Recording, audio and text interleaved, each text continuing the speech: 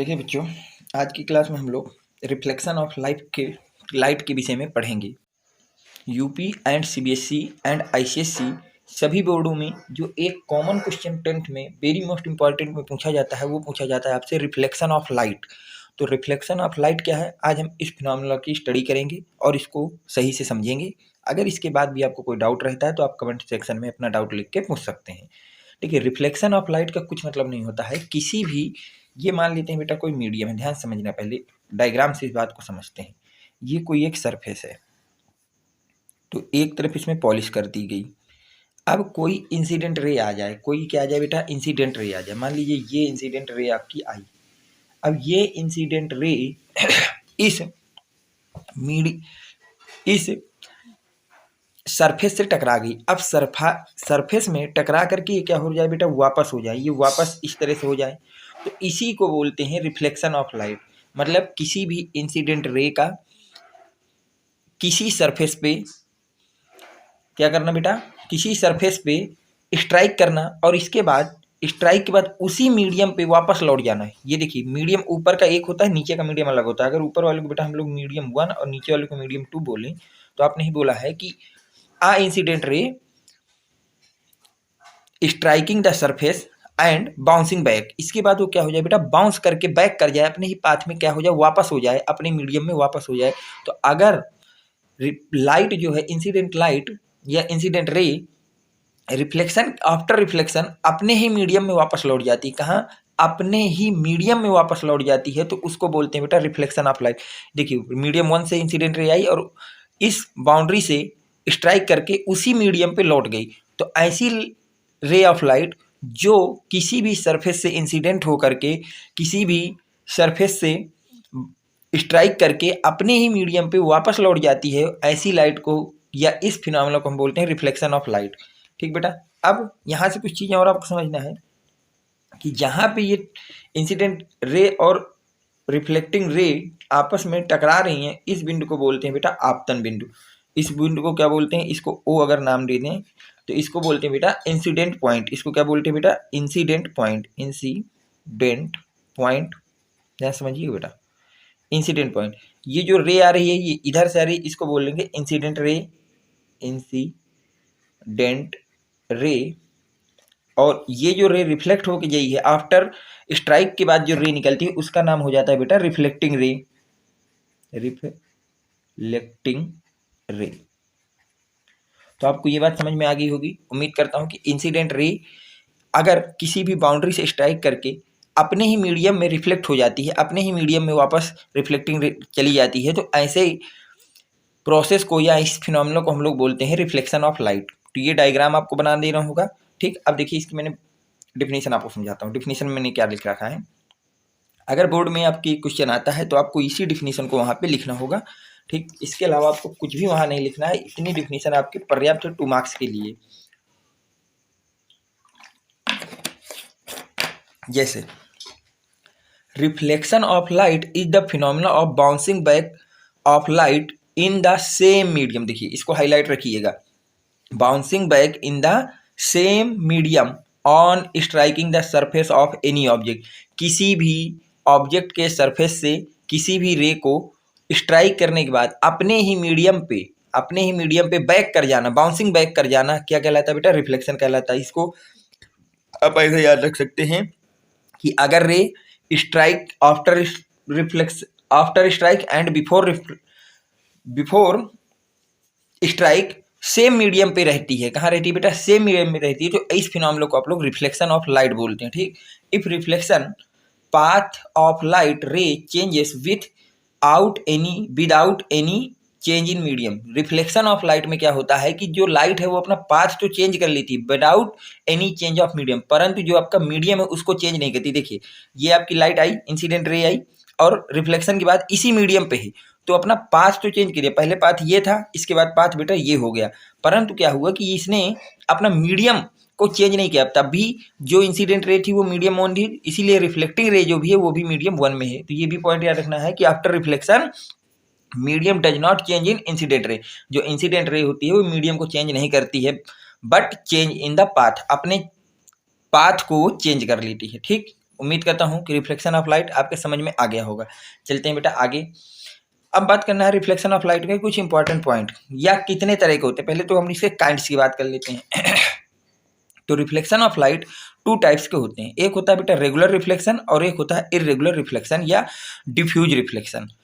समझ में आ रहा है? रिफ्लेक्शन आपके पास दो तरह के होते हैं, या तो वो रेगुलर रिफ्लेक्शन होगा या फिर आपका इर्रेगुलर रिफ्लेक्शन या डिफ्यूज रिफ्लेक्शन होगा। तो अगर मैं बात करता हूँ आपसे रेगुलर रिफ्लेक्शन की, ठीक, यही आपके सिलेबस में है, तो हम लोग रेगुलर की बात करते हैं पहले, फिर मैं इर्रेगुलर आपको समझाता हूँ। The smooth and well polished surface which light suffers regular reflection is called a mirror. The reflected light goes in one particular direction.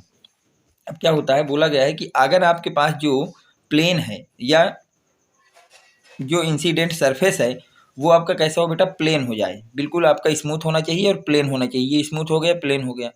अब अगर इसमें कोई इंसिडेंट रे आके स्ट्राइक करती है, इसमें कोई इंसिडेंट रे आकर के स्ट्राइक करती है, मान लीजिए ये रे आके स्ट्राइक कर जाएगी, ठीक बेटा। अब स्ट्राइक कर गई तो आफ्टर रिफ्लेक्शन कहाँ जाएगी बेटा, ये यहाँ इस पाथ पे वापस बैक कर जाएगी। तो इस तरह का जो रिफ्लेक्शन होता है, एक मिनट, यहाँ पे नॉर्मल भी बनाना पड़ेगा बेटा एक, तो नॉर्मल को ओ नाम दे देते हैं। ये आपका इंसिडेंट रे हो गई, इंसिडेंट रे, और ये आपकी रिफ्लेक्टिंग रे हो गई, रिफ्लेक्टिंग रे, ठीक है बेटा। तो आपके लिए रेगुलर रिफ्लेक्शन का इतना सा मतलब है कि अगर जो सरफेस है वो स्मूथ एंड वेल पॉलिश्ड है, कैसा है बेटा, स्मूथ एंड वेल पॉलिश्ड है, तो ऐसे सरफेस से होने वाले रिफ्लेक्शन को आप लोग क्या बोलते हैं बेटा, ऐसे सरफेस से होने वाले रिफ्लेक्शन को आप लोग रेगुलर रिफ्लेक्शन बोलते हैं। उम्मीद करता हूँ कि रेगुलर रिफ्लेक्शन आपको समझ में आ गया। रेगुलर रिफ्लेक्शन को आपको समझ में आ गया, किसी भी इंसिडेंट रे का after the strike same medium पे ट्रेवल करना, मीडियम ना चेंज करना स्ट्राइक करने के बाद, इसी को हम लोग रिफ्लेक्शन बोलते हैं। सेम मीडियम में ट्रेवल करती रहे, उसको हम लोग रिफ्लेक्शन बोलते हैं। फिर बात आई रेगुलर रिफ्लेक्शन का मतलब क्या है, कि जो आपका स्ट्राइकिंग सरफेस है वो अगर स्मूथ एंड वेल पॉलिश्ड है, कैसा है बेटा, स्मूथ एंड वेल पॉलिश्ड है, तो इस तरह की सरफेस से जो रिफ्लेक्शन होता है उसको हम रेगुलर रिफ्लेक्शन बोलते हैं, ठीक है। अब दूसरा इर्रेगुलर रिफ्लेक्शन की अगर हमसे बात की जाए, तो मैं इर्रेगुलर आपको समझा देता हूँ, सिलेबस में है नहीं तो इसलिए मैंने उसको ज़्यादा आपके लिए डिटेल से लिखा भी नहीं है। अब अगर आपके पास जो सरफेस है वो इस तरह से रफ सरफेस हो जाए, ठीक, इस तरह की अगर सरफेस है और ऐसी सरफेसों में अगर रिफ्लेक्शन हो रहा है, ध्यान समझिए, ये इंसिडेंट रे है, ये यहाँ चली गई, ये इंसिडेंट रे है, ये यहाँ वापस लौट गई, तो अगर ऐसी सरफेसेस में रिफ्लेक्शन हो रहा है, जिन सरफेसेस को क्या है, रफ सरफेस में अगर आपका रिफ्लेक्शन के प्रोसेस हो जा रहा है, जो रिफ्लेक्शन है वो अगर आपका रफ सरफेस में हो रहा है, तो इस तरह के रिफ्लेक्शन को हम लोग इर्रेगुलर रिफ्लेक्शन बोलते हैं। जबकि रेगुलर रिफ्लेक्शन का क्या मतलब है बेटा, अगर रिफ्लेक्शन आपका smooth and well polish surface में होता है तो उसको हम लोग रेगुलर रिफ्लेक्शन बोलते हैं। उम्मीद करता हूँ ये भी आपको समझ में आ गया होगा। अब यहाँ से अगली जो इम्पोर्टेंट चीज़ है वो है law of reflection of light. Reflection of light के लॉज बहुत ज़्यादा इंपॉर्टेंट है, बोर्ड में कई बार पूछते हैं, स्कूल एग्जाम में भी आपसे पूछे जा रहे होंगे, अगर जो स्कूल एग्जाम में अगर लाइट हो चुका होगा तो ये भी आपके सभी बोर्डों के लिए वेरी मोस्ट इंपॉर्टेंट टॉपिक होता है कि लॉ ऑफ रिफ्लेक्शन और रिफ्लेक्शन। तो रिफ्लेक्शन आपको मैंने समझा दिया, रिफ्लेक्शन का केवल और केवल इतना सा मतलब है कि द इंसिडेंट रे, अगर कोई इंसिडेंट रे, ध्यान समझिए बेटा, अगर कोई इंसिडेंट रे किसी सरफेस से में स्ट्राइक करती है, किसी सरफेस में स्ट्राइक करती है, तो after the striking the same medium travel, अगर वो रिफ्लेक्शन के बाद अपने ही मीडियम पे सेम मीडियम में ट्रेवल कर रही है, मीडियम को चेंज नहीं कर रही है, तो इस तरह से जो रिफ्लेक्शन होता है उसको हम रिफ्लेक्शन बोलते हैं। इस प्रोसेस को हम लोग रिफ्लेक्शन बोलते हैं, ठीक। अब हम बात हैं लॉ ऑफ रिफ्लेक्शन की। तो following are the two laws of regular reflection. Regular reflection के दो लॉज हैं। फर्स्ट लॉ क्या कहता है, the incident ray and reflected ray and the normal at the point of incident, जिसको हम लोग पॉइंट ऑफ इंसिडेंट बोलते हैं, all lie in the same plane. Incident ray, reflecting ray, normal, ये सभी के सभी जो होते हैं सेम प्लेन पे लाई करते हैं। जैसे देखिए बेटा, ये आपका प्लेन हो गया, ये इंसिडेंट रे हो गई, ये रिफ्लेक्टिंग रे हो गई, ये नॉर्मल हो गया, ये आपका रिफ्लेक्शन, ये आपके पास इंसिडेंट पॉइंट हो गया। तो ये सभी की सभी सेम लाइन पे लाई कर रहे हैं। लाइन आपकी ये है, ए बी लाइन है अगर मान लेते हैं, तो ए बी लाइन पे incident ray, reflecting ray, normal और इंसिडेंट पॉइंट सभी लाई कर रहे हैं। पहला लॉ ये कहता है कि अगर आपका रिफ्लेक्शन हो रहा है, क्या हो रहा है बेटा, रिफ्लेक्शन, तो incident ray, reflecting ray, normal and incident point all lie in the same plane, ये सभी सभी सेम प्लेन पे लाई करते हैं। सेकेंड लॉ क्या कहता है, ये भी काफ़ी इंपॉर्टेंट, यहाँ से आपका क्वेश्चन न्यूमेरिकल के टाइप्स में पूछा जाता है कि the angle of reflection, angle of reflection को हमेशा आर से इंडिकेट करेंगे बेटा। The angle of reflection is always equal to the angle of incident. बोला गया है कि अगर रिफ्लेक्शन हो रहा है तो इसमें जो इंसिडेंट एंगल होगा वो हमेशा इक्वल होगा किसके बेटा, एंगल ऑफ रिफ्लेक्शन के। तो एंगल ऑफ रिफ्लेक्शन इक्वल होगा एंगल ऑफ इंसिडेंट के। एंगल ऑफ रिफ्लेक्शन को आर से दिखाते हैं तो angle R equal to angle of incident को आई से दिखाते हैं। किससे दिखाते हैं भैया, आई से दिखाते हैं, तो equal to angle of I. तो इस बात को याद रखना कि रिफ्लेक्शन में reflecting angle and incident angle both are same होते हैं। ठीक, अब इंसिडेंट एंगल क्या होता है इसको समझिएगा बेटा, ध्यान समझिएगा। इंसिडेंट एंगल के विषय में आपको बताता हूँ। The angle between the incident ray and normal is called the angle of incident. अब देखिए एंगल ऑफ इंसिडेंट क्या होता है, मैं डायग्राम से इस बात को आपको समझाने की कोशिश करता हूँ, फिर डेफिनेशन पे देख लेते हैं। ये आपके पास एक प्लेन है बेटा, ठीक है, इसमें ये पॉलिश हो गई। अब यहाँ पे कोई इंसिडेंट रे आई, यहाँ पे कोई इंसिडेंट रे आपकी आई, मान लेते हैं ये इंसिडेंट रे आपके पास आ गई। अब यहीं से हमने नॉर्मल डाल दिया, यहीं से जिस पॉइंट पे इंसिडेंट रे टकराती है वहीं से हम लोग नॉर्मल डालते हैं।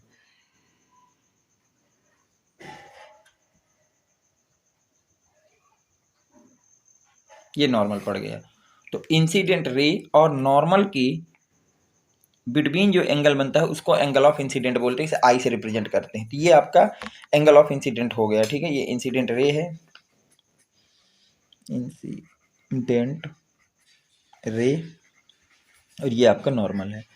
तो the angle formed between incident ray and normal are called the angle of incident. Angle of incident क्या होता है, इंसिडेंट रे और नॉर्मल के बिटवीन बने एंगल को इंसिडेंट एंगल बोलते हैं। तो डेफिनेशन देख लीजिएगा, the angle between the incident ray and normal is called angle of incident. तो इसको क्या बोलते हैं बेटा, एंगल ऑफ इंसिडेंट बोलते हैं। उम्मीद करता हूँ एंगल ऑफ इंसिडेंट आपके समझ में आ गया होगा। अब बात करते हैं एंगल ऑफ रिफ्लेक्शन की। किसकी बात करते हैं बेटा, एंगल ऑफ रिफ्लेक्शन की अगर हम लोग बात करें तो इसको भी मैं डायग्राम से आपको समझा देता हूँ, ध्यान समझिएगा।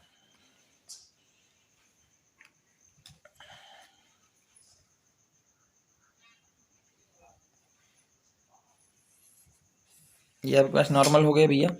अब इस नॉर्मल में हमने इस तरह से पॉलिश कर दी, इस तरह से बेटा क्या कर दी भैया, पॉलिश कर दी। अब पॉलिश करने के बाद क्या हुआ, मान लेते हैं ये हमारे पास एक रिफ्लेक्टिंग रे है, ध्यान समझिएगा बेटा, ये आपकी रिफ्लेक्टिंग रे है। अब एक नॉर्मल भी होगा बेटा इसी पॉइंट पे, इसी पॉइंट पे आपका एक क्या होगा भैया, नॉर्मल होगा। तो ये हमारा जो है नॉर्मल हो गया, ठीक। तो अब नॉर्मल और रिफ्लेक्टिंग एंगल के बीच में, रिफ्लेक्टिंग रे के बीच में बने एंगल को एंगल ऑफ रिफ्लेक्शन बोलते हैं। तो ये आपका नॉर्मल हो गया, ये आपका नॉर्मल होगा, और ये आपकी रिफ्लेक्टिंग सरफेस हो गई, रिफ्लेक्टेड रे हो गई। तो the angle formed between normal and reflected ray are called the angle of reflection. तो अगर आपका जो एंगल है वो नॉर्मल और रिफ्लेक्टेड रे के बिटवीन बनता है तो ऐसे एंगल को हम लोग एंगल ऑफ रिफ्लेक्शन बोलते हैं, जिसे आर से रिप्रेजेंट करते हैं। ये बात आप समझ में आ गई डायग्राम में। अब इसको देखिए, डिफिनीशन देख लीजिएगा, the angle between normal and reflected ray is called angle of reflection, it is represented by small R. ठीक है, इसको स्मॉल आर से रिप्रेजेंट करते हैं। और एंगल ऑफ रिफ्लेक्शन होता क्या है, the angle formed between normal and reflecting ray are called angle of reflection. उम्मीद करता हूँ कि रिफ्लेक्शन के विषय में आपको सारी चीज़ें समझ में आ गई होंगी। ये काफ़ी इंपॉर्टेंट पॉइंट है, इसको अच्छी तरह से आप लर्न करिएगा। अगर आपको रिफ्लेक्शन की किसी भी पॉइंट पे कोई डाउट है तो आप कमेंट सेक्शन में अपने डाउट को जरूर लिखेंगे, ठीक। इसको अच्छी तरह से आपको पढ़ के जाना है। बोर्ड के लिए 2 मार्क्स का यहाँ से आना बिल्कुल 100% श्योर है। उम्मीद करता हूँ कि वीडियो आपको पसंद आया होगा, तो वीडियो को लाइक करें, चैनल को सब्सक्राइब करें, और वीडियो आपको कैसा लगा है ये कमेंट बॉक्स में ज़रूर लिखें।